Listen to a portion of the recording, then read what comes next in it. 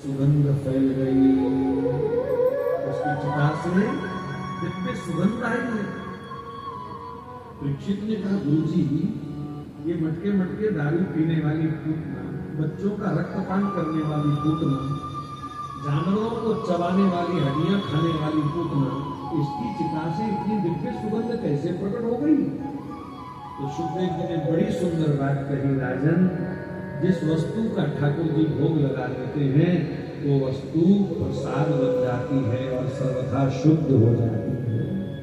पूतना के अंग को भगवान ने अपने मुख में डाला, शरीर का भोग लग गया, उसके भीतर के दूध को भगवान ने दिया।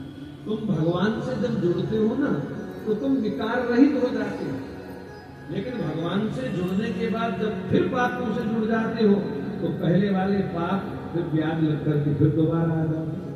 ये तो बिल्कुल सत्य है कि भगवान के सन्मुख जाते ही जीव पाप रहित हो जाता है। अब पाप रहित होने के बाद दोबारा अगर वो पाप ना पकड़े, मंदिर में दर्शन करते करते ही तो लोग चिल्ला चुगली करने लग जाते, बातें करने लग जाते। मैंने तो कई लोगों को देखा, एक हाथ से जल चढ़ा रहे हैं, दूसरे हाथ से फोन पर बात कर रहे हैं। तो ऐसे पाखंड जब तुम करोगे मंदिरों में जाकर के तो भगवान कहाँ तुम्हें पाप रहित कर पाएगा, कहाँ बच पाओगे?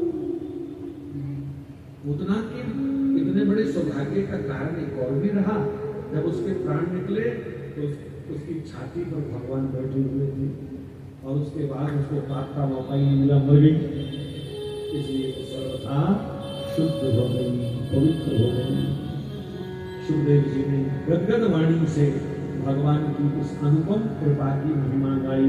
अहो बकीयं स्तनकालकूटं जिघ्रांसया पाये यदप्यसाध्वी लेभे गतिं धात्युचितां ततो अन्य तं वा दयालुं शरणं व्रजेम।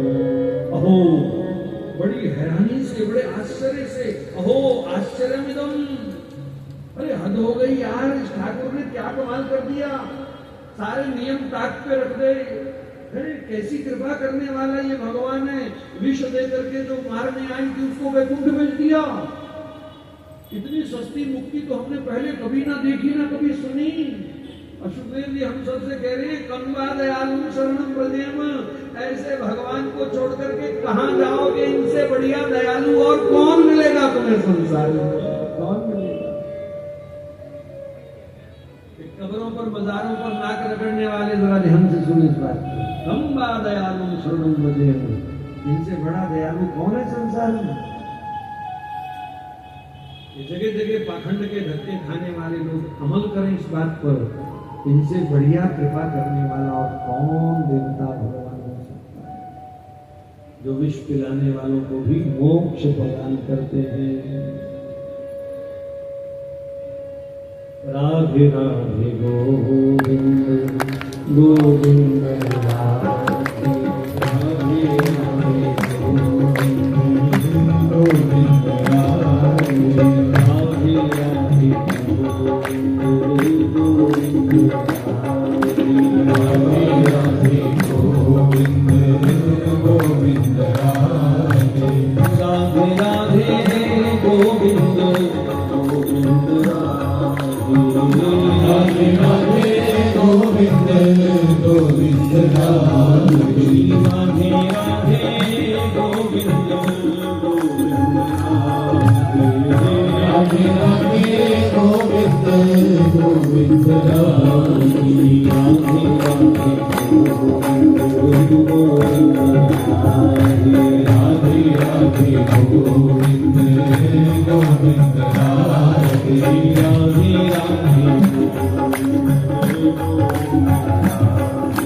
राधे राधे गोविंद गोविंद राधे गोविंद राधे गोपाल राधे गोविंद राधे गोपाल राधे गोविंद राधे गोपाल राधे गोविंद राधे गोपाल राधे राधे राधे गोविंद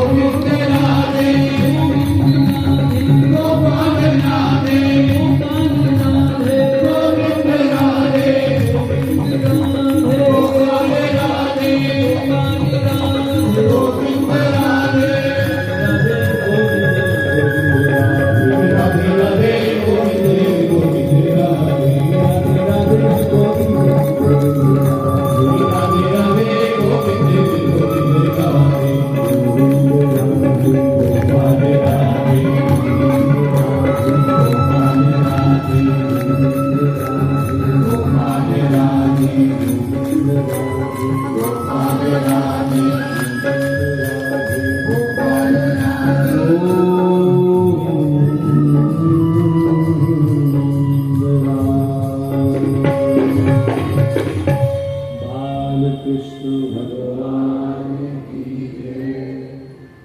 बहुत कुछ सिखा जाती है ये पूतना की कथा। अविद्या से बचो, वासना से बचो, कुसंग से बचो।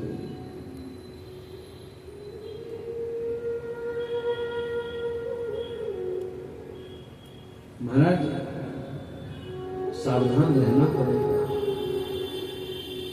सत्संग के नाम पर भी कहीं कहीं आपको धोखा मिल सकता है।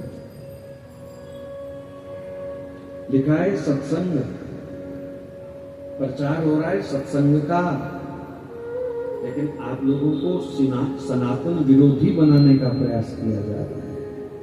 वेद छोड़ दो, गीता छोड़ दो, आरती पूजा छोड़ दो, व्रत छोड़ दो, श्राद्ध छोड़ दो। इसको सत्संग कहोगे क्या? ये तो महाराज ऐबी शराबी जुआरियों के कुसंग से भी बड़ा कुसंग है, जहां हमारी निष्ठा पर चोट पहुंचाने का प्रयास किया जाता है। तो महाराज बड़े बड़े डेरों में पूतनाएं बैठी हुई हैं, बड़े बड़े आश्रम बनाकर के पूतनाएं बैठी हुई हैं, जो तुम्हारी आस्था को तोड़ने की कोशिश करती हैं। हमारे देश की राजनीतिक पार्टियों में बहुत सारी पूतनाएं बैठी हुई हैं, जो सनातन हिंदू धर्म को जड़ से खत्म करने का संकल्प लिए बैठी हुई।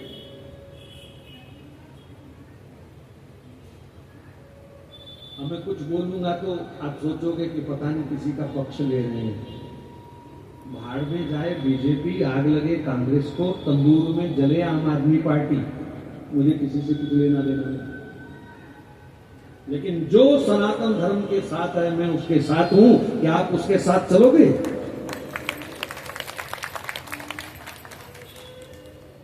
आज तिरुपति जी की इतनी बड़ी जो तुहीन हुई है,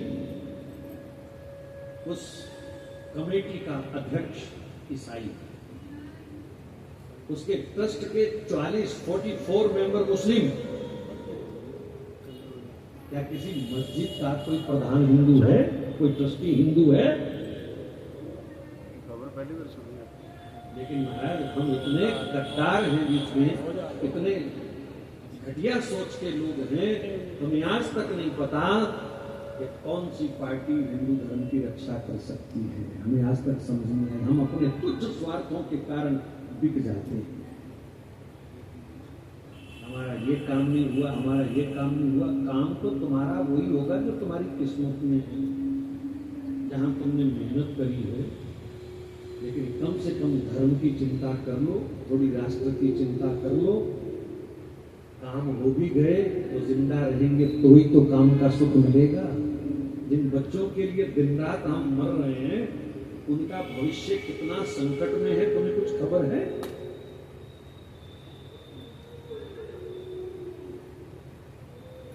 अभी हरियाणा में चुनाव है, मेवात से जो खान चुनाव लड़ रहा है, अभी इलेक्शन नहीं हुए, रिजल्ट नहीं आया, फिर वो बिठाएगा उन्हीं को, टोपी वालों को ला करके, फिर तुम खाना माता की चर्बी पर साथ में। यही कोशिश है उनकी। पता नहीं हिंदू समाज के ऊपर कौन सा जादू चला हुआ है। अच्छा भला एक आदमी परमात्मा ने भेजा, अब उसको किनारे लगाने के लिए हिंदू ही सबसे ज्यादा कोशिश कर रहा है। जिसको कोई स्वार्थ नहीं, जिसका कोई परिवार नहीं, जिसको दूसरी कोई देश की सेवा चिंता नहीं।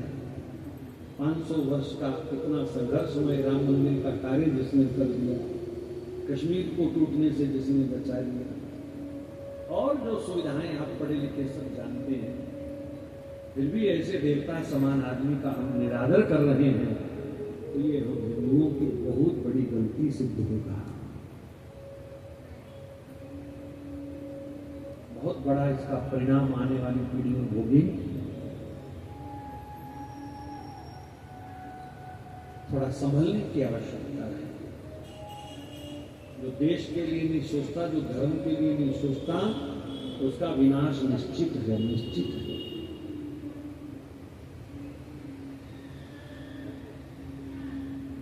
वैसी पूतनाओं को पहचानो जो हमारे समाज में बैठी हुई है।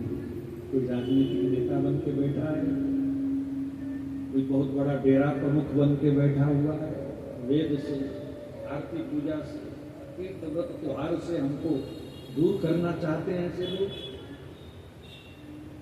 ऐसी पूतनाओं को पहचानो और उनका बहिष्कार करो हर तरह से। इस देश के ही लिए नहीं, सारे विश्व के लिए अगर सुख की हवा बहा सकता है कोई, तो केवल सत्य सनातन धर्म बहा सकता है। और कहीं भी इस प्रकार का प्यार सौहार्द भाव नहीं है।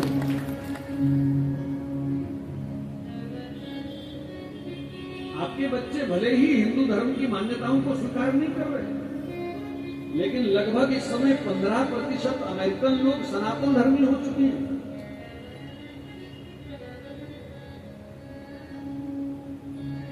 वो हिंदू रीति से विवाह इत्यादि करने में खुशी महसूस कर रहे हैं। यहां गीता पढ़ाई नहीं जाती स्कूलों में। कैम्ब्रिज यूनिवर्सिटी के अंदर गीता पढ़ाई जा रही है। लगभग 65 यूनिवर्सिटीज के अंदर विदेशों में गीता अनिवार्य है। तुम्हारे बच्चों को गीता पसंद नहीं है? क्या संस्कार दिया? ट्विंकल ट्विंकल लिटिल स्टार, अरे उसे 2-4 श्लोक याद करा दो, जिंदगी में काम आएंगे उसकी, तो जीना सीख जाएगा। पैसे कमाना तो डाकू भी सीख लेता है, पर जिंदगी जीना चाहते हो तो आपको बच्चों को गीता सिखानी पड़ेगी, रामायण की चौपाइयां याद करवानी पड़ेगी। पैसे तो वेश्याएं भी कमा लेती है, पैसा कमाना कुछ बहुत बड़ी बात नहीं थी। चोर डाकू शाम को 10-20 हजार 50 हजार एक चेन कोई आपकी मार के ले जाए, बन गया लाख रुपए उसका। 2 मिनट रखते रख। पैसा कमाना ज्यादा मुश्किल नहीं, लेकिन हम पैसा पैसा पैसा करते हुए अपने संस्कारों को तिलांजलि देते जा रहे हैं। घर घर में हमने पूतना बिठा रखी। गवर्नमेंट स्कूल हमको बड़े पसंद है, हमारा स्टेटस बनता है उसमें बच्चा भेज करके, और सबको पता है कि ये स्कूल हमारे सनातन धर्म के कट्टर दुश्मन है। सनातन संस्कार समाप्त करने के लिए ही ये स्कूल बनाए गए। जितने मिशनरी स्कूल हैं ये क्यों बनाए गए? सनातन को खत्म करने के लिए। आपके बच्चों के हाथ में गीता ना आ जाए, आपके बच्चे तिलक ना लगाएं, आपके बच्चे कलावा ना बांधें, आपके बच्चे जनेऊ धारण ना कर लें, आपके बच्चे मंदिर ना जाएं। इसलिए तो ये सब स्कूल बनाए गए थे, और आप उनकी चाल को समझ नहीं पाए। बहुत पढ़ गए ना वहां जाकर के, पढ़े होंगे लेकिन संस्कार तो समाप्त हो गए। और तो और माता पिता को पानी पिलाने के भी वहां संस्कार नहीं दिए जाते, नहीं दिए जाते।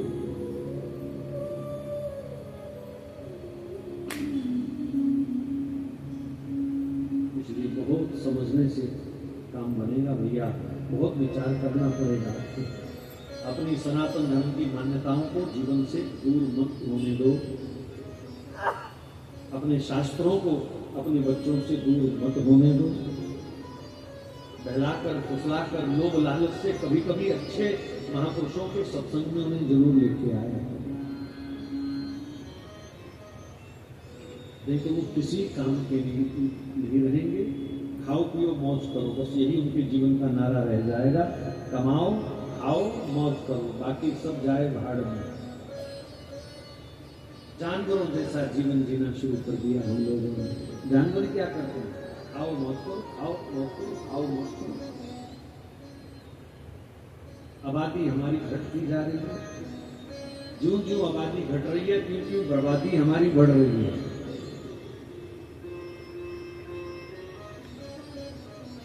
मंदिर में ज्यादातर भीड़ केवल भंडारे वाली भीड़ होती है। क्या बनेगा इस धर्म का? क्या बनेगा इस समाज का?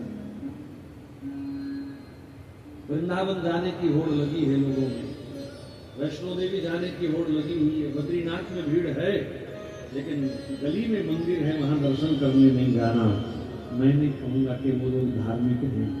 धार्मिक वो है जो नित्य ठाकुर जी का दर्शन करने जाता है, जिसको साल में एक बार पीठ पर जाकर के फोटो खिंचा करके और रील बना करके दर्शन करने की आदत है। वो धार्मिक नहीं है, वो यात्री है, भ्रमणार्थ गया है, ठाकुर जी से मिलने नहीं गया। कोशिश करो बच्चे तुम्हारे स्कूल जाने से पहले मंदिर माता के क्या 2 मिनट लगेगा, कोशिश करो। घर में मंदिर बनाओ, प्रणाम किए बिना, पाठ किए बिना बच्चों को नाश्ता नहीं मिलेगा। ऐसा सख्ती से नियम चलाओ। 2 दिन 4 दिन चूं चूं करेंगे, फिर समझ जाएंगे कि जरूरी है। आज वो जो कुछ कर रहे हैं वो सब अकल आप ही ने सिखाई है। अगर धार्मिक अकल देते तो वो धार्मिक बनते। आप सोचते रहे छोटे हैं, बड़े होके करेंगे, बड़े होके कुछ नहीं करेंगे, कुछ नहीं। आओ कथा का दर्शन करते हुए आगे बढ़े। कंस को पता चला पूतना मर गई। अब 6 दिन के बच्चे ने पूतना मार दी, कौन विश्वास करे। कंस ने सोचा पूतना का वो विष कहीं उसके मुंह को लग गया गलती से, इसलिए मर गई। पर संदेह निवृत्ति के लिए उसने एक छोटा सा राक्षस कागासुर भेजा। कौआ काए काए करता हुआ आया, उड़ता हुआ पालने के ऊपर बैठ गया। चोंच मारना चाहता था लाल जी के शरीर पर। ठाकुर जी ने ऐसे हल्का सा हाथ मारा खेलते खेलते, और वो कौआ पछाड़ खा करके गिरा और मर गया। ये भी मर गया। श्रीधर नाम का एक तांत्रिक ब्राह्मण उसने भेजा, बोले जाओ अपनी तांत्रिक विद्या से उस बच्चे को मार दो। अब बड़ा सुंदर ब्राह्मण का वेश बना करके वो आया। मां यशोदा ने ब्राह्मण की भांति उसका सत्कार किया, खिलाया पिलाया, दक्षिणा दी। लेकिन जाने का नाम नहीं ले रहा। कह रहा है रानी बाहर बड़ी गर्मी है, धूप है, थोड़ा विश्राम करके शाम को चला जाऊंगा। तो मां ने पेड़ के नीचे खाट बिछा दी, जो ब्राह्मण देवता आराम करो।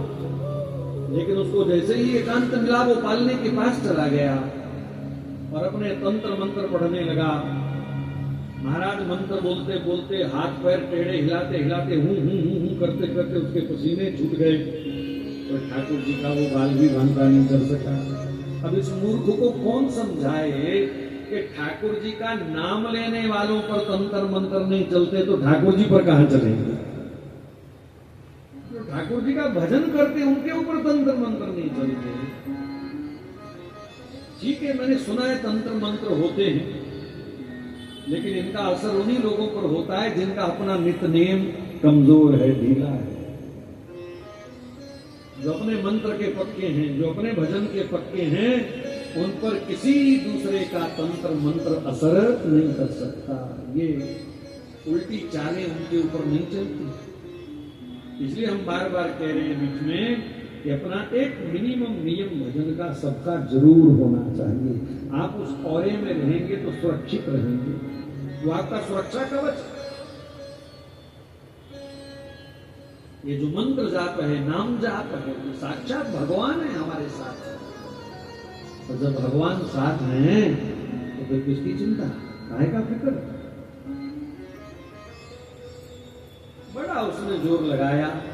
अब की बार तो बड़ा टेढ़े टेढ़े हाथ और टेढ़ा टेढ़ा मुंह बना के ऐसी आंख टेढ़ी करके वो मंत्र बोल रहा था। ठाकुर जी ने पता नहीं नीचे से कौन सा मंत्र पढ़ा, बस वहीं उसकी फोटो स्टिल हो गई। हाथ पैर उसके वहीं जुड़ गए, वहीं के वहीं मानो फोटो सी बन गया। मुंह टेढ़ा हो गया, हाथ टेढ़े हो गए, आंखें टेढ़ी हो गई, लकवा मार गया सारे शरीर को, और भागा वहां से। चला नहीं जा रहा, घसीट रहा है अपने आप को।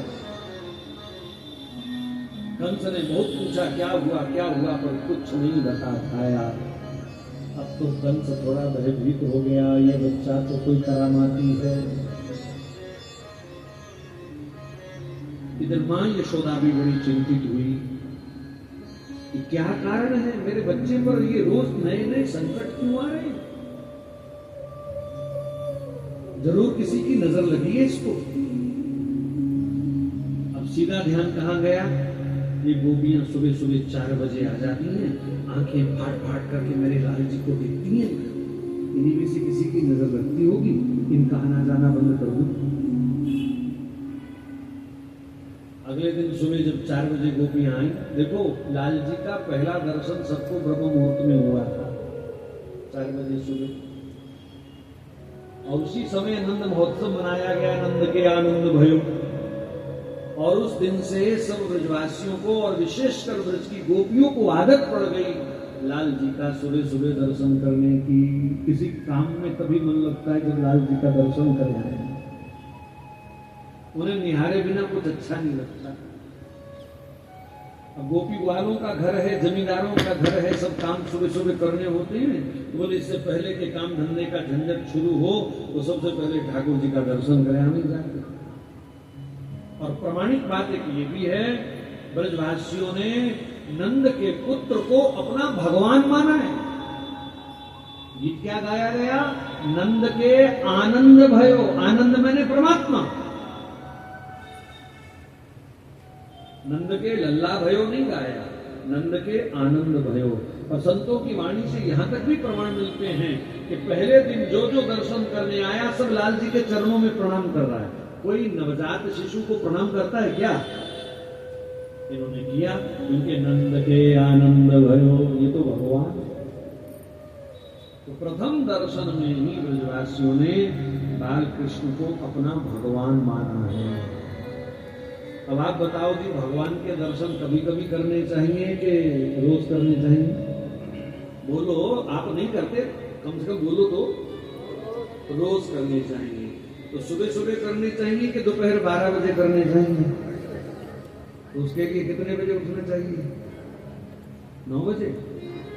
तो आजकल थोड़ा लेट उठा करो, मैं भी लेट उठ रहा हूँ, सोते सोते 12-1 बज जाता, क्या है। लेकिन जैसे ऑफिस का टाइम निश्चित है, जैसे छुट्टी का टाइम निश्चित है, जैसे पिक्चर के शो का टाइम निश्चित है, सच कहूं ऐसे ही भगवान के भी दर्शन का टाइम एक निश्चित होता है। जो आनंद, जो सुख ब्रह्म वेला में भगवान से बातें करने का है वो बाद में नहीं मिल पाता। इसलिए प्रयास तो यही करो कि घर में चह चह पैं पैं शुरू हो, फोन की घंटियां बजने लगे, सब्जी वाले गली में आलू मूली बोलने लगे, जोर जोर से शोर मचाने लगे।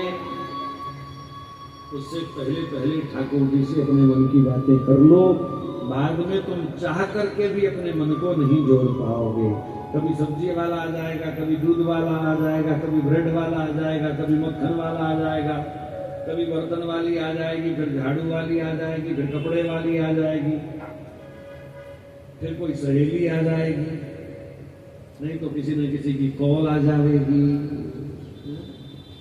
फिर कल भजन करेंगे, कल फिर वही हाल, परसों भजन करेंगे, फिर वही हाल, चलो अगले हफ्ते करेंगे, फिर वही हाल। ऐसे ही जिंदगी नरक बन जाएगी। इसलिए सुबह सुबह ब्रह्म वेला में, जिसको अमृत वेला कहा गया, उस अमृत वेला में अपने मन की तार भगवान से जोड़ के बैठ जाना चाहिए।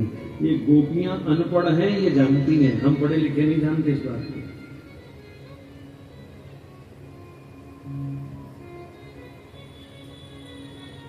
मां यशोदा की सीधी दृष्टि उन पर गई। जरूर ये आंखें फाड़ फाड़ के जो सुबह सुबह देखती है ना लाल जी को, ये जो गोद में ले लेकर के छाती से चिपका करके, पता नहीं उसके कान में कौन से उल्टे सुल्टे मंत्र बोलती है जो इतने संकट मेरे लाल जी पर आ गए। मैया ने द्वार बंद कर दिया। गोपियां जब सुबह समय पर आई, द्वार बंद। ये क्या हो गया यशोदा को? हमसे पहले द्वार खुला होता था, आज ऐसा क्यों कर दिया मैया ने? लगी आवाजें लगाने, अरे यशोदा, अरे बहन, अरे महर। लेकिन यशोदा कहती है चली जाओ, आ गई सुबह सुबह नजर लगाने मेरे लाल को। गोपियां कहती है यशोदा, हम नजर लगावे वाली ना है, हम तो नजर उतारवे वाली हैं। तेरे लाला की बलगिया लेने आई हैं, जानती हूं। आंखें फाड़ फाड़ करके देखती हैं। मैया ने द्वार नहीं खोला। गोपियों के आंसू बह रहे हैं, क्या करें, कहां जाएं? दरस बिना दुखन लागे ने, दरस बिना दुखन लागे। गोपियों की इस भाव को वही लोग समझ पाएंगे जिनके अंदर ठाकुर जी के दर्शन की तड़प है, लालसा।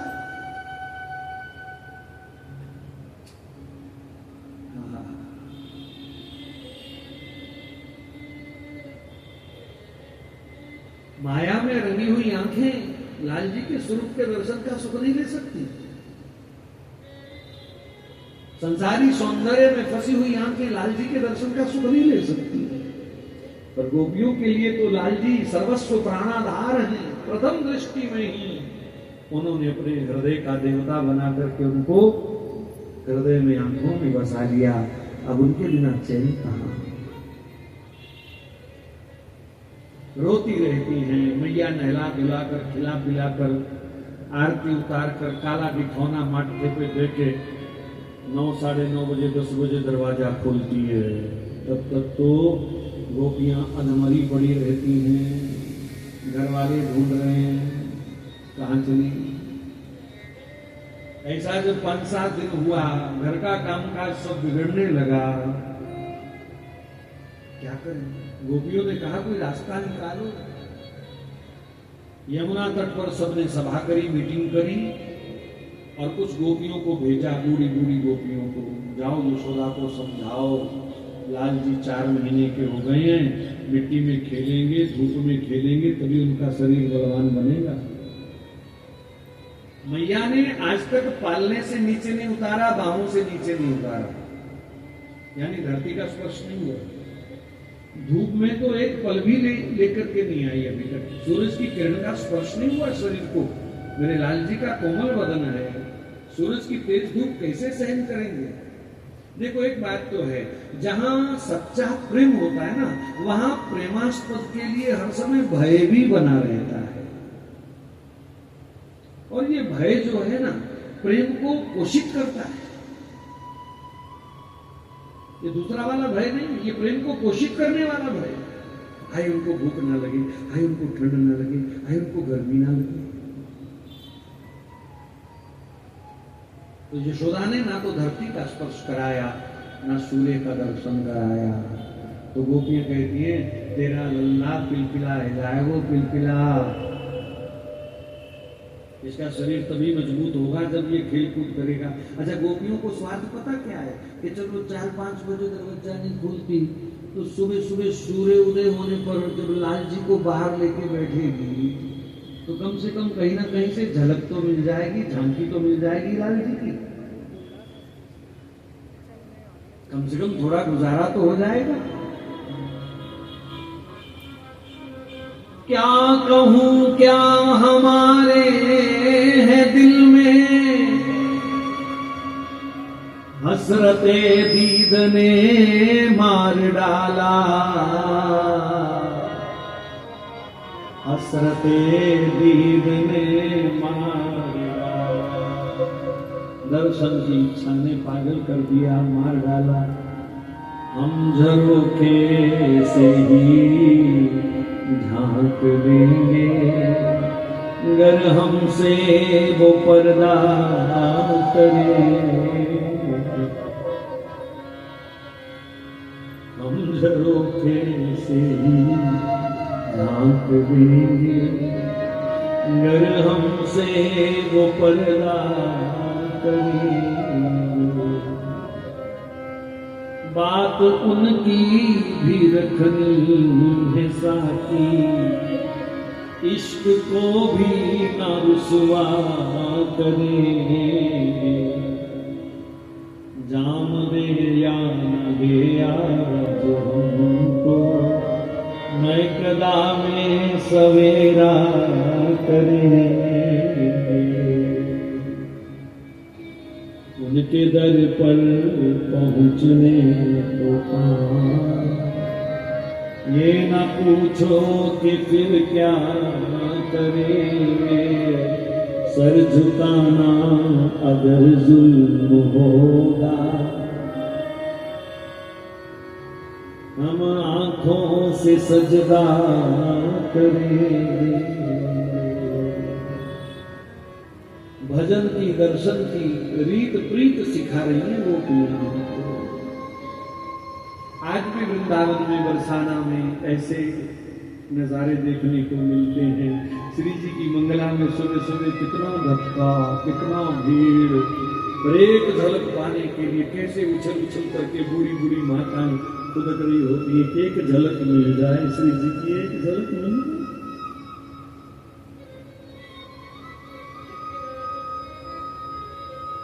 14-14, 15-15 किलोमीटर से बूढ़ी बूढ़ी माताएं पैदल आती हैं बरसाने से, पैदल। और ये वर्षों की परंपरा है। मैं कह सकता हूं ये द्वापर युग की चली हुई परंपरा है। 4-4, 5-5 गांव में संकीर्तन करके प्रभात फेरी निकाल करके वो मंडली आती है जो सुबह कीर्तन करती है बरसाना। कई वर्षों से उनका नियम चल रहा है।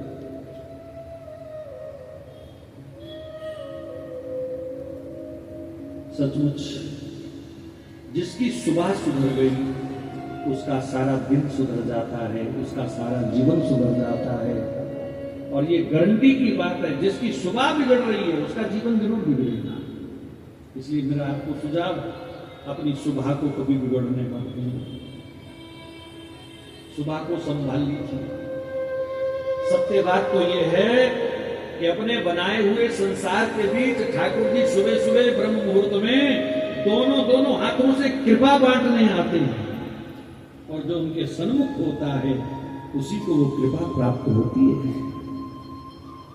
रात को जब ठाकुर जी को शयन कराया जाता है तो ऐसा शास्त्रों में वर्णन है, रात्रि के शयन में ठाकुर जी पर्दे में अपनी आंखों में दिव्य तेज भरते हैं, ओज भरते हैं अथवा कृपा भरते हैं। और जैसे ही सुबह पट खुलता है तो सबसे पहले जो लोग उनके सामने होते हैं वो पूरा तेज, वो पूरा ओज, वो पूरी कृपा उन लोगों पर बरसती है। 11-12 बजे तो बचा खुचा होता है, बस बचा खुचा थोड़ा बहुत चने चले जाते हैं, झिलका झिलका रह जाता थोड़ा बहुत। इसलिए अपनी ब्रह्म वेला को, ब्रह्म मुहूर्त को संभालिए, बहुत काम आएगा आपको। स्वास्थ्य के लिए भी सबसे उत्तम है ये समय। प्रातः काल की शुद्ध वायु, शांत वातावरण, पक्षियों का कलरव। महाराज हमसे तो पक्षी अच्छे हैं, कम से कम सुबह जल्दी उठ तो जाते हैं। कोई भी पक्षी सूर्योदय तक सोता नहीं है। हम अपने आप को बड़ा समझदार मानते हैं, पर हमसे कहीं आगे है वो। कोई भी पशु, कोई भी पक्षी सूर्य उदय तक नहीं सोता, नहीं सोता, नहीं सोता। बंदर नहीं सोता, गधा भी नहीं सोता। और आज के आदमी ने बंदर और गधों को भी पीछे छोड़ दिया है, ये उससे भी ज्यादा निकम्मा हो गया है।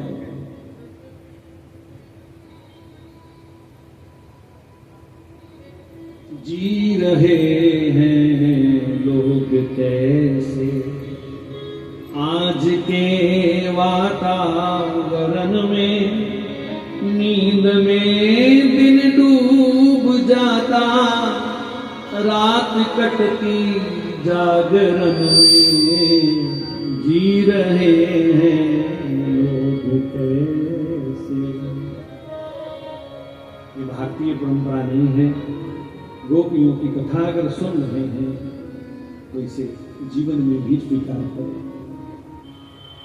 तो गोपियों ने जब कहा कि तेरे तेरे तेरे लल्ला पिलपिला रह जाएंगे, पिलपिला, इन्हें खेलने कूदने के लिए धूप में छोड़ आंगन में, तो इतना कहकर के गोपियां तो बाहर हो गई, पर यशोदा चिंताग्रस्त हो गई। ये क्या पिलपिला पिलपिला बोल गई। नंद बाबा आए, यशोदा क्या बात है, किस चिंता में डूबी हो? बोले गोपियां ऐसे ऐसे कह रही है, धूप में मिट्टी में खेलने के लिए लाल को छोड़ो नहीं तो पिलपिला हो जाएगा। नंद बाबा ने कहा सही कहती है वो, लाड प्यार अपनी जगह, पर बालक को उद्यम भी तो करना चाहिए, थोड़ा परिश्रम भी तो करना चाहिए। सही कह रही है। अच्छा, अगर आप भी इसी बात से सहमत हैं तो जाओ फिर शांडिल्य ऋषि के पास, अपने पुरोहित जी के पास, कोई सुंदर बढ़िया मुहूर्त निकलवाओ। लाल जी का भूमि स्पर्श होगा, लाल जी का सूर्य दर्शन होगा। गोपियां छुप करके ये बात सुन रही थी। जैसे ही यशोदा ने नंद जी को कहा कि शांडिल्य ऋषि से मुहूर्त निकलवाओ, तो उसी समय वो गोपियां भाग करके शांडिल्य ऋषि की कुटिया में चली गई। बाबा के चरणों में दंडवत प्रणाम करती हुई पैर पकड़ करके बैठ गई। बाबा बाबा बाबा तेरे पैर पड़ती है, बाबा तेरे हाथ जोड़ती है, बाबा एक छोटो सो काम कर दे, छोटो। अरे देवी, इस रात में तुम आई हो, बोलो क्या क्या क्या आपत्ति है, क्या कहना चाहती है? बोले बाबा बाबा कल ना सुबह नंद बाबा आएंगे आपके पास लल्ला का सूर्य दर्शन का मुहूर्त निकलवाने, भूमि स्पर्श का मुहूर्त निकलवाने। हाँ तो फिर निकाल दूंगा मुहूर्त। नहीं बाबा, नहीं बाबा, सुनो सुनो सुनो बाबा, परसों रविवार आ रहा है ना, तो कल शनिवार बाबा आएंगे, तू परसों रविवार का मुहूर्त निकाल दे बाबा। बाबा ने कहा जब मुहूर्त निकलेगा तभी तो निकालूंगा। नहीं बाबा, तब तक हम मर जाएंगे, तब तक हम मर जाएंगे बाबा। तेरे हाथ जोड़ती है बाबा, तेरी बहुत सेवा करेंगी बाबा, तेरी गैया को चारा खिलाएंगी रोज, तेरे लिए रोज मक्खन लेके आएंगी बाबा, तुझे खूब बढ़िया मीठी छाछ पिवाएंगी बाबा, तेरे चरण दाब देंगी, तेरी कुटिया में झाड़ू लगाएंगी बाबा। बाबा बाबा तू परसों का मुहूर्त निकाल दे। रोई है। शांडिल्य ऋषि उनकी तरफ देख रहा है, ये कैसा कैसा व्यवहार है इनका, क्या चाहती है? कहा बेटा क्या कष्ट है तुम्हें, तुम इतनी जल्दी क्यों कर रही हो? कहा बाबा भैया सुबह 9 बजे दरवाजा खुलती है तब तक प्राण कंठ तक आ जाते हैं, दर्शन के बिना गुजारा नहीं है, इंतजार नहीं होता बाबा।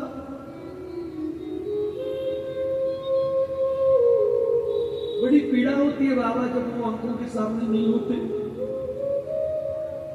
बाबा ने उनके सिर पर हाथ रखा, कहा देवियों तुम धन्य हो, तुम धन्य हो, जो ऐसा अद्भुत विलक्षण प्रेम तुम्हारे भीतर है। आने दो सुबह नंद बाबा को, इस दिव्य प्रेम के आगे मैं एक नहीं 100 मुहूर्त बलिदान कर दूंगा। मुहूर्त परसों का ही निकलेगा, लाला का भूमि स्पर्श परसों होगा। सब गोपियां नाचने लग गई। बाबा तेरा धन्यवाद बाबा। नारायण वो परम स्नेही, जो मोहे श्याम मिलावे। मेरा हितैषी, मेरा मित्र, मेरा सगा, मेरा रिश्तेदार वही है जो मुझे मेरे कन्हैया का दर्शन करावे। सुबह नंद बाबा आए, शांडिल्य ऋषि के चरणों में प्रणाम किया। आओ नंद जी कैसे आना हुआ? बोले गुरुजी वो लल्ला का सूर्य दर्शन भूमि स्पर्श का मुहूर्त निकालना है। अच्छा अभी निकालते हैं। तो दिखाने के लिए थोड़ा पतरा पंचांग खोला और इधर उधर थोड़ा देखा। अरे नंदराय जी बहुत सही समय पर आप आज आ गए। बोले कैसे? बोले कल का ही मुहूर्त है, उसके बाद 6 महीने मुहूर्त ही नहीं है कोई। कल का ही मुहूर्त है, अगर आज आप ना आते तो 6 महीने आपको और इंतजार करना पड़ता। अब गोपियां भी सुबह सुबह आ गई थी कुटिया के बाहर, छुप के सुन रही है दोनों की बात। जैसे ही नंद बाबा ने कहा ठीक है फिर हम कल की तैयारी करें बाबा। बोले हाँ तुम तैयारी करो, हमारे सुबह अपने शिष्य परिकर को लेकर के खूब आनंद मनाएंगे लाला के उत्सव का। और गोपियों ने तो वहीं घर घर जाकर के लड्डू बांटने शुरू कर दिए। बधाई हो सखी, कल लाल जी धूप में आएंगे। हमारे लिए ये बात शायद कितनी साधारण होगी, पर उनके लिए ये बहुत बड़ा उत्सव है। कल लाल जी धूप में आएंगे, कल लाल जी धरती पर कदम रखेंगे और मैया भले ही दरवाजा ना खोले फिर हम झरोखे से ही झांक देंगे, अगर हमसे ऊपर ना। कम से कम झरोखे से झांकने की सुविधा तो मिल जाएगी। ये झरोखे वाला सुख बड़ा अद्भुत है, कभी देखे बड़ा अद्भुत सुख है। चोरी से दर्शन का, झरोखे से दर्शन का, खिड़की से दर्शन का। उछल उछल के जब कोई लंबा आदमी सामने खड़ा हो जाए तो उछल उछल के दर्शन करने का ये अद्भुत विलक्षण सुख है। सब गोपियां बहुत सुबह सुबह नंद महल पहुंची। सारे नंद भवन को उन्होंने नवनवेली दुल्हन की तरह सजा दिया। रविवार भगवान भास्कर का दिन है। लाल लाल वस्त्र, लाल लाल साड़ियां। महाराज बूढ़ी बूढ़ी गोपियों ने अपने शादी के समय के वो 80-80 मीटर के लहंगा निकाल लिए और बन ढन करके सब नंद महल की ओर चल पड़ी। जो सुख भगवान के साथ जुड़ करके आता है ना, वो संसार में कहीं नहीं आ सकता। आप कभी परखो इस सुख को, जानो इस सुख को, पहचानो इस सुख को।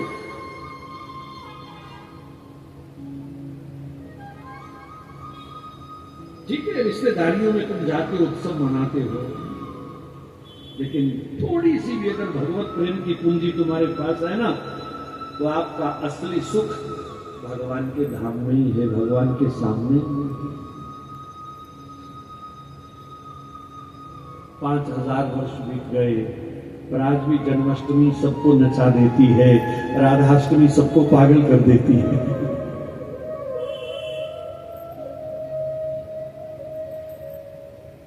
किसी का भी जन्मदिन इतना सुख नहीं देता जितना ठाकुर जी का। ये सत्य से जुड़ना है और सत्य ही सुख देता है। श्री सुखदेव जी वर्णन कर रहे हैं, लाल लाल रंगोलियां, लाल लाल झालरें सारे महल में लटकाई गई, लाल लाल पुष्पों के गुच्छों से पूरे महल को सजा दिया गया। शांडिल्य ऋषि भी लाल लाल सुंदर धोती कुर्ता पहन करके, पगड़ी पहन करके, लाल लाल तिलक लगा करके नंद महल में आए। नंद बाबा ने उनका खूब सुंदर जोरदार स्वागत किया, चरणों में प्रणाम किया और ब्राह्मणों ने वेद मंत्रों का उच्चारण प्रारंभ कर दिया। नंद बाबा उनके साथ कर्मकांड की विधि पूरी करने लगे। पाठ पूजा का विधान जब पूर्ण हुआ तो शांडिल्य ऋषि ने कहा, यशोदा लाल जी को ले आओ। अब यशोदा तो खाली हाथ बाहर आ गई, लाल जी को लाई नहीं।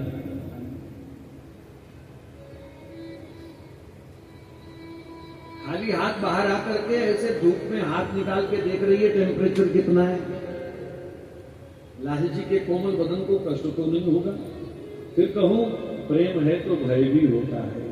लाल जी को कहीं धूप न लग जाए, कहीं गर्मी न लग जाए, तो बार बार बाहर आकर के ऐसे ऐसे हाथ निकाल के देखती है। तब गोपियों ने कहा, यशोदा भगवान भास्कर की किरणें इस समय बिल्कुल अनुकूल हैं, आप निश्चिंत होकर के लाल जी को ले आओ। अब पंगा ये था कि शांडिल्य ऋषि ने कहा था लाल जी के शरीर पर वस्त्र नहीं होना चाहिए, सूरज की किरण सीधी पड़े। नंग मनंगे ठाकुर जी को लेके आओ बाहर।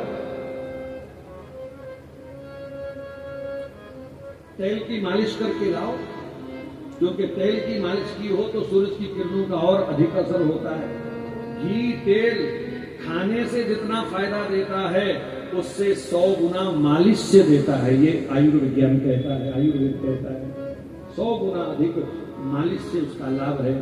पर आजकल बच्चों को जिम अच्छी लगती है, मालिश कौन करता है महाराज? हमको तो अंग्रेज बनना है, जो अंग्रेज सिखाएंगे वही सीखना है।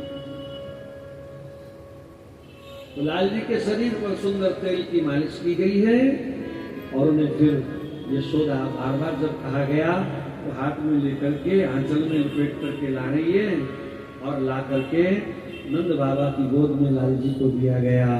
और जो मंत्रोच्चारण की प्रक्रिया शेष थी वो सब पूर्ण हुई और धरती माता को नंद बाबा ने प्रणाम किया और लाल जी को बगल से पकड़ करके जैसे ही उनके चरण नीचे की ओर लटकाए तो लाल जी अपने आप को हिलाते हैं, छिटक गए उनके हाथ से और धरती को अपने चरणों का स्पर्श दिया।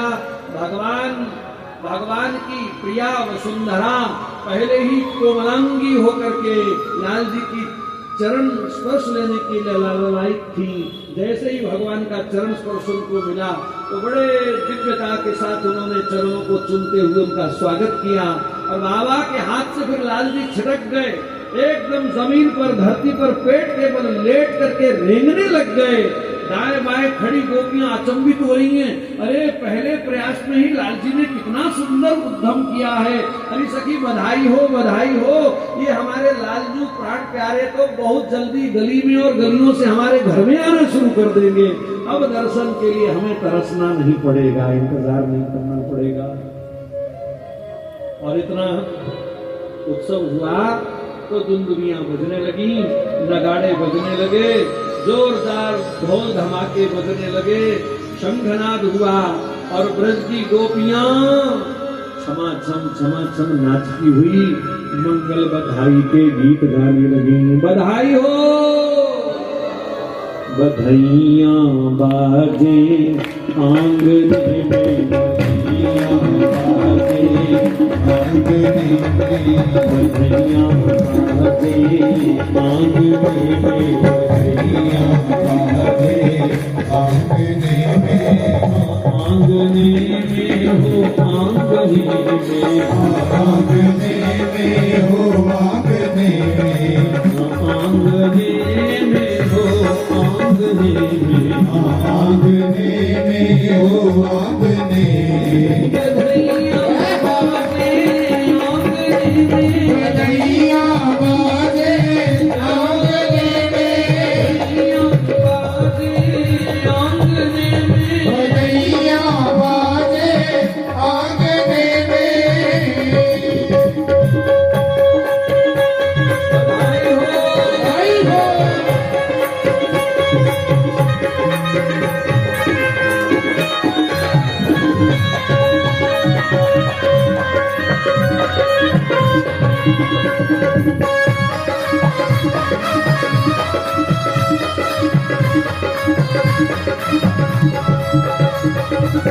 चंद्रमुखी मृग नैनी ब्रज की, चंद्रमुखी मृग नैनी ब्रज की, चंद्रमुखी मृग नैनी ब्रज की, चंद्रमुखी मृग नैनी ब्रज की, ओ चंद्रमुखी मृग नैनी ब्रज की, चंद्रमुखी मृग नैनी ब्रज की, ओ तोरत ताने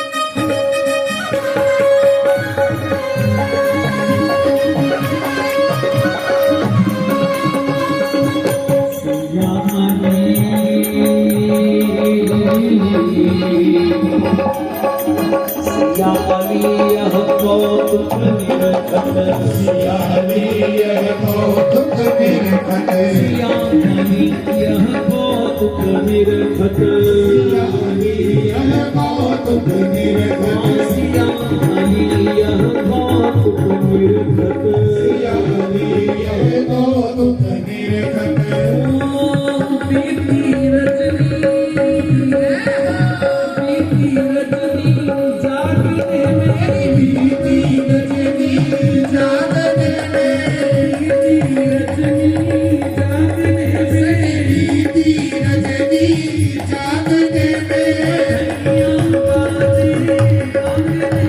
बधैया बाजे आंगने में बधैया बाजे आंगने में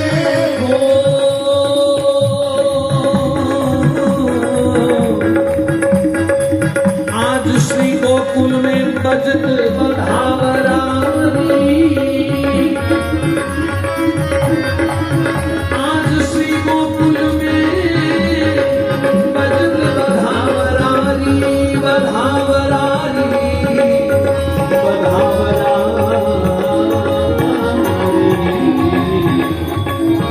आज श्री गोकुल में बजत बधावरानी यशोमती लाल पायो यशोमती लाल पायो यशोमती लाल पायो यशोमती लाल पायो हंसने काल पायो हंसने काल पायो हंसने काल पायो हंसने काल पायो गोपन ने ग्वाल पायो गोपन ने ग्वाल पायो गोपन ने ग्वाल पायो गोपन ने ग्वाल पायो गोपन ने ग्वाल पायो मन को श्रृंगार री बजत बधावरानी गौवन गोपाल पायो गौवन गोपाल पायो गौवन ने ग्वाल पायो गौवन ने ग्वाल पायो याचकन भाग पायो याचकन भाग पायो याचकन भाग पायो याचकन भाग पायो सखियन सुहाग पायो सखियन सुहाग पायो सखियन सुहाग पायो सखियन सुहाग पायो सखियन सुहाग पायो प्रिय बरसावरानी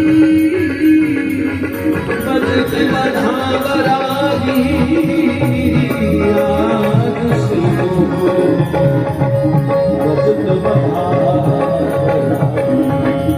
देवन ने प्राण पायो देवन ने प्राण पायो देवन ने प्राण पायो देवन ने प्राण पायो कुड़ियन ने गान पायो कुड़ियन ने गान पायो कुड़ियन ने गान पायो कुड़ियन ने गान पायो भक्तन भगवान पायो भगवान पायो भक्तन भगवान पायो भगवान पायो भक्तन भगवान पायो सूर सुख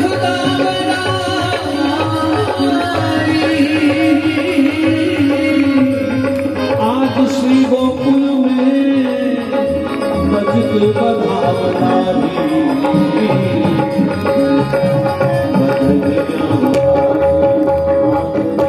बधैया बाजे आंगने में बधैया बाजे आंगने में बधैया बाजे आंगने में आप इस समय कहाँ विराज रहे हैं? चंडीगढ़ के कौन से सेक्टर में? ये तो गोकुल के नंद बाबा का महल है जी, महल। ये बलि जाऊं छबीले लाल बलि जाऊं छबीले लाल पे बलि जाऊं छबीले लाल पे बलि जाऊं छबीले लाल पे बलि जाऊं छबीले लाल पे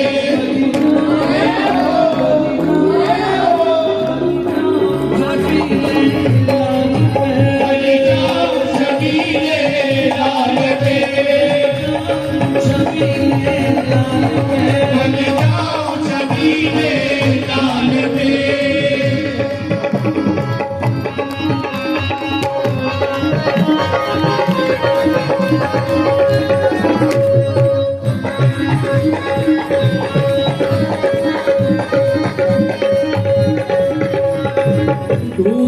धूर घुटुवन डोलना ब्रज के सब अंग ब्रज की रज से सने हुए हैं। आंखों में दृश्य बनाओगे तो आपको और आनंद आएगा। दूसर धूर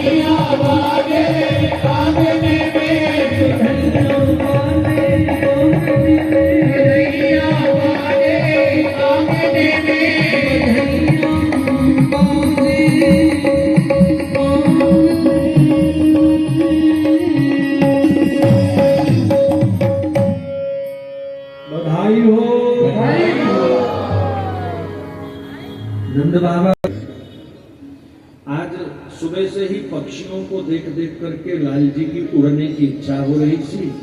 सो मामा ने बढ़िया हेलीकॉप्टर भेज दिया, जो उड़ो अच्छी तरह।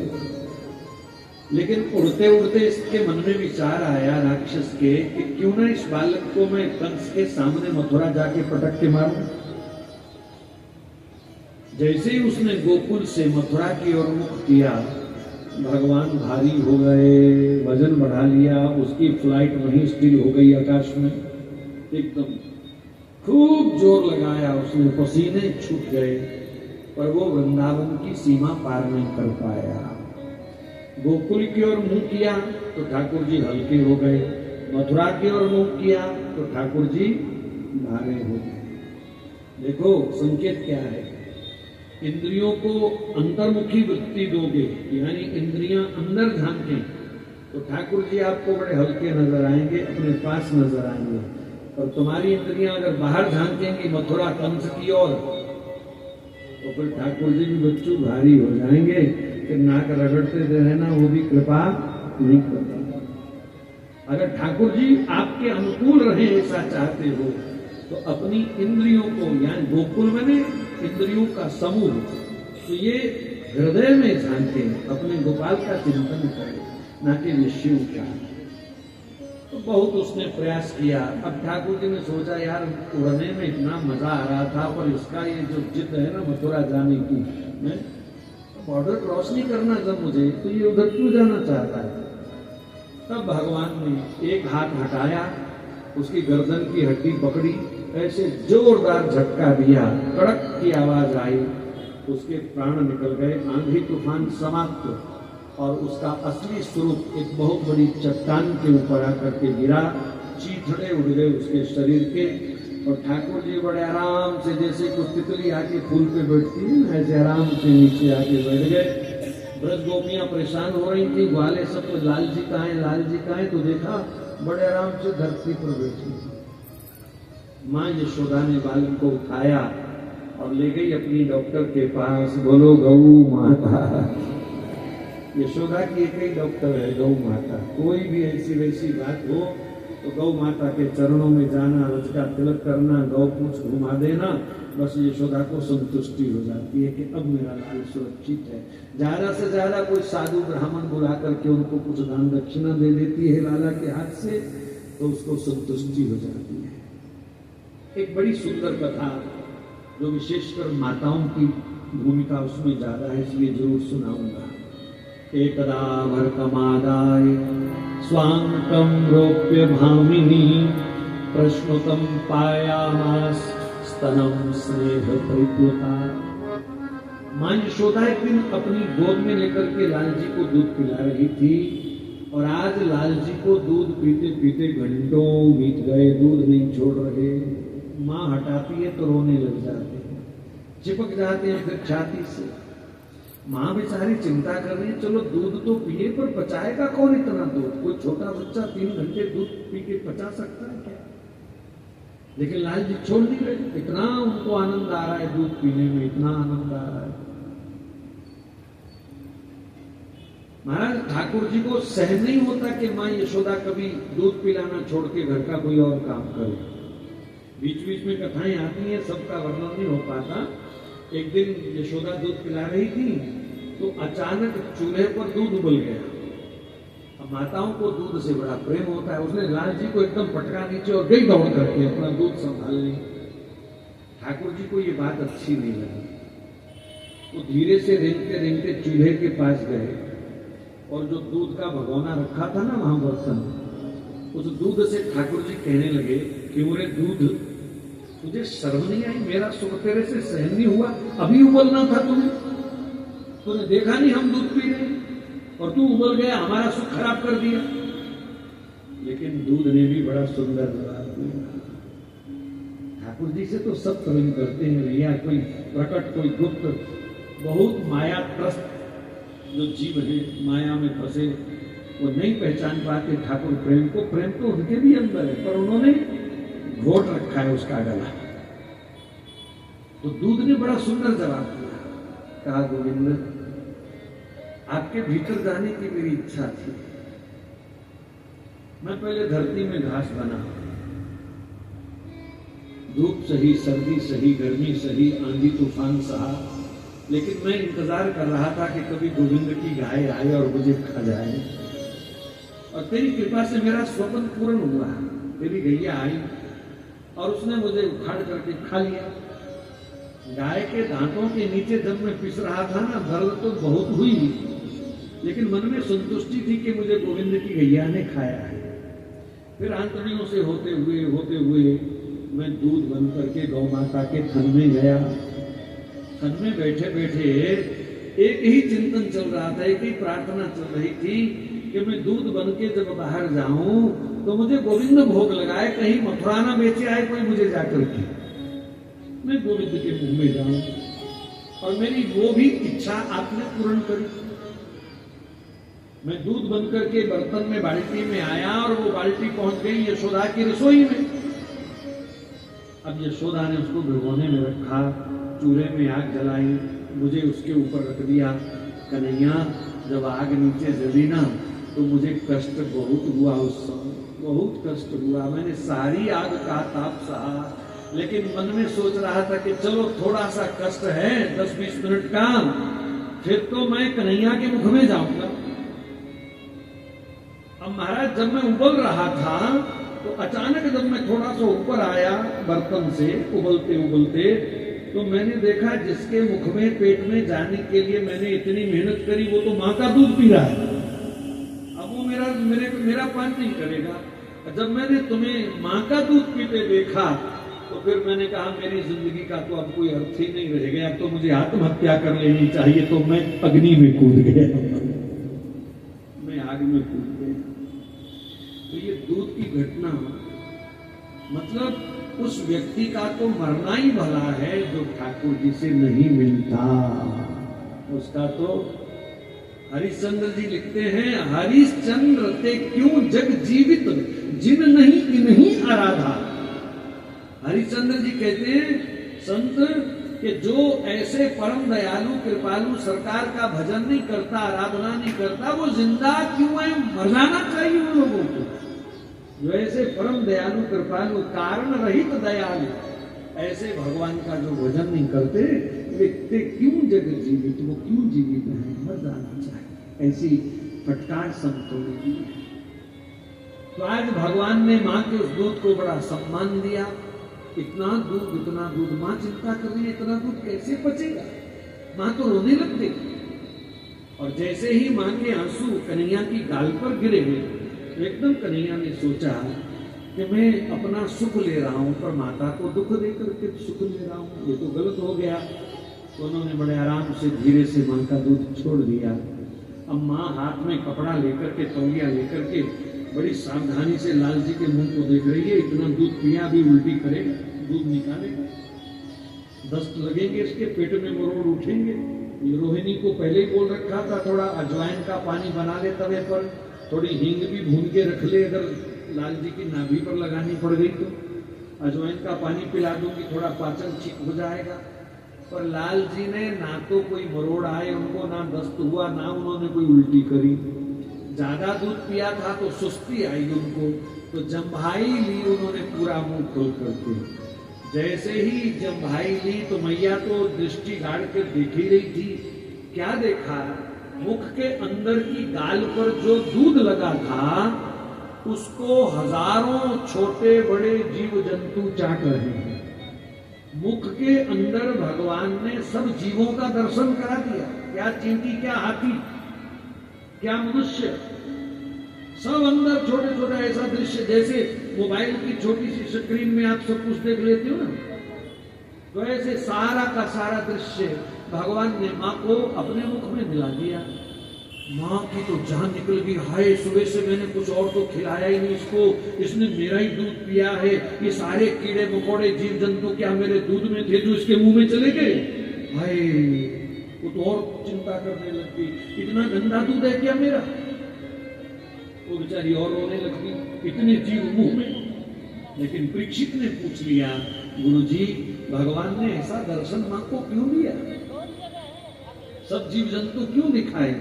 तो सुखदेव जी ने बड़ा सुंदर जवाब दिया, भगवान ने अपने मुख में जीव दिखा करके मां को कहा, मां तू चिंता कर रही थी ना, इतना दूध कैसे बचेगा, तो देख ध्यान से, विश्वम विभागी प्रयसो अस्य नाम केवलोहम, विश्वम विभासी, विश्वम विभागी, मैं तेरे दूध का पूरे विश्व में बंटवारा कर रहा हूं, तेरे दूध को पूरे विश्व के लिए बांट रहा हूं, अकेला नहीं पी रहा। इसीलिए भगवान ने अपने मुख में सब जीवों का दर्शन कराया।